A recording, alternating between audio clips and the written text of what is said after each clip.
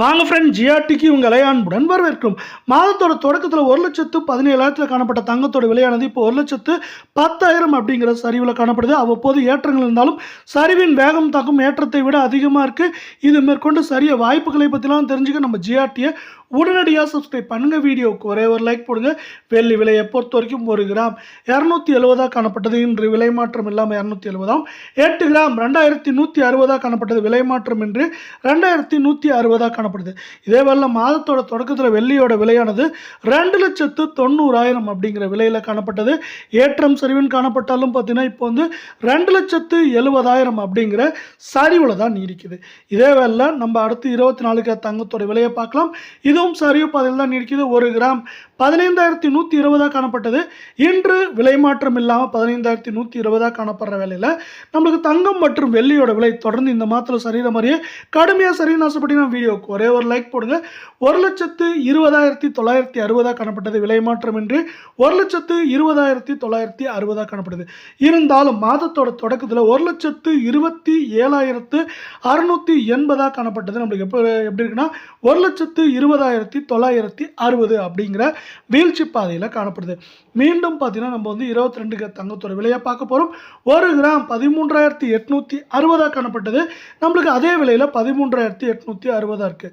தங்கம் மற்றும் வெள்ளியோட விலை இந்த மாதத்தில் சரிஞ்சது போலவே தொடர்ச்சியாக மேலும் இந்த மாதத்தில் மீதமுள்ள நாட்களிலும் சரின்னு ஆசைப்பட்டீங்கன்னா நம்ம வீடியோவுக்கு ஒரு லைக் போடுங்க. சவரன் 1,10,880 காணப்பட்டது. இன்று 1,10,880 இருக்க வேலை நம்மளுக்கு இந்த மாதத்தில் எப்படி இருக்குது அப்படின்னு பார்த்தீங்கன்னா 1,17,040 அப்படிங்கிற உச்சத்தை தொட்ட பிறகு நம்மளுக்கு 1,10,000 அப்படிங்கிற சரிவில் காணப்படுது. இதோட விலையானது நம்மளுக்கு வந்து பார்த்தீங்கன்னா 1,08,000 அப்படிங்கிற ரேஞ்ச் வரைக்கும் போயிட்டு அவ்வப்போது கொஞ்சம் பார்த்தீங்கன்னா மேலே கீழே போகிறது தங்கத்தோட விலையிலையும் வெள்ளியோட விலையிலும் எப்பவுமே இருந்துட்டு தான் இருக்கும்.